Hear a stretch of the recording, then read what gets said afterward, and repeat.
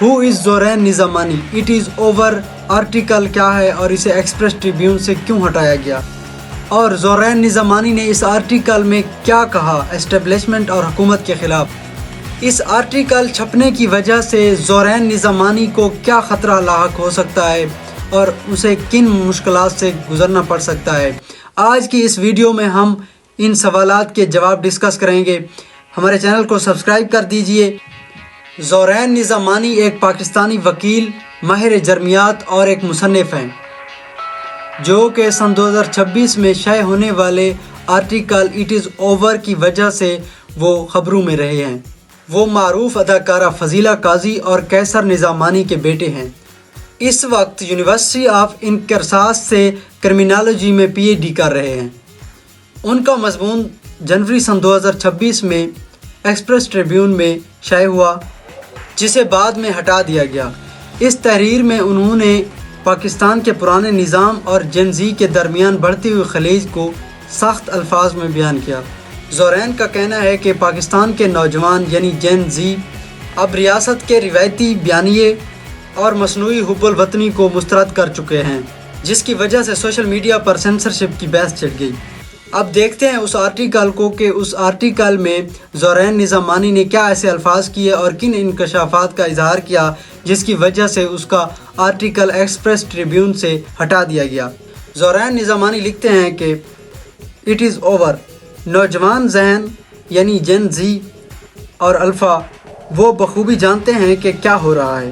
آپ کی مسلسل کوششوں کے باوجود آپ کے حب الوطنی کے خیالات کو اس وقت تک بیچنے کی کوشش کی جا رہی ہے، وہ اس کے ذریعے دیکھ رہے ہیں۔ انٹرنیٹ کی بدولت عوام کو ہر ممکن حد تک ناخواندہ رکھنے کی آپ کی بہترین کوششوں کے باوجود ہم نے جو بھی چھوٹی سی تعلیم چھوڑی ہے اس کا شکریہ۔ بوڑھے مرد اور خواتین اقتدار میں ہیں، یہ ختم ہو چکا ہے۔ نوجوان نسل اس میں سے کوئی چیز نہیں خرید رہی جو آپ نے انہیں بیچنے کی کوشش کی ہے۔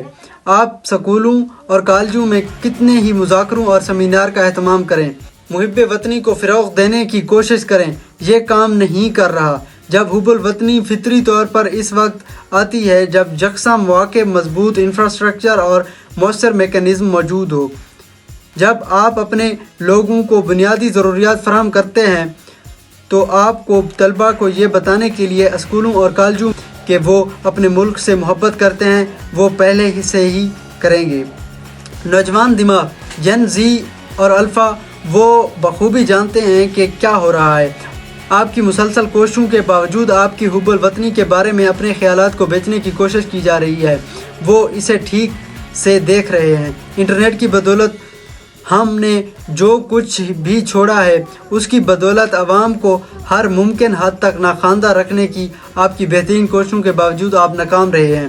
آپ لوگوں کو یہ بتانے میں ناکام رہے ہیں کہ کیا سوچنا ہے، وہ اپنے لیے سوچ رہے ہیں۔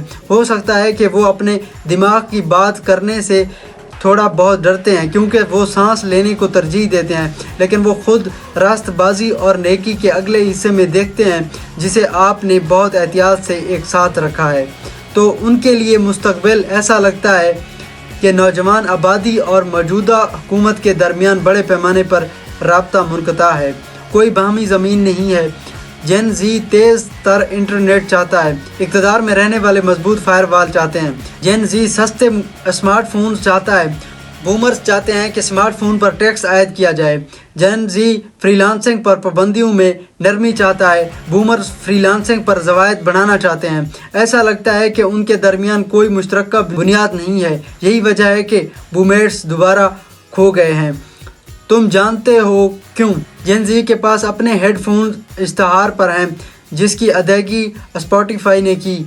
اگر اسٹیشن ناقابل برداشت ہو جاتا ہے تو ان میں سے آدھے کے پاس چھوڑنے کے لیے کافی وسائل ہوں گے، باقی آدھے آپ کو ان کی موسیقی سننے پر مجبور کریں گے اور اچھے طریقے سے نہیں۔ بومرز ہمارے پاس کافی ہیں، اب ہم تیری داستان بھی نہیں رہے۔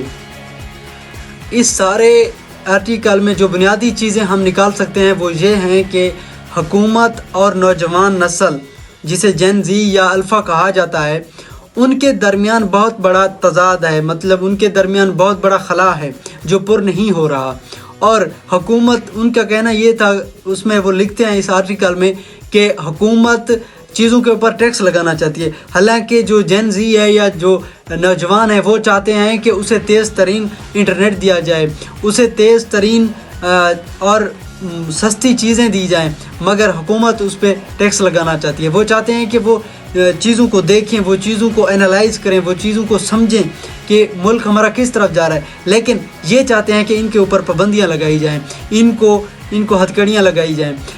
یہ ساری چیزیں جو انہوں نے بیان کی،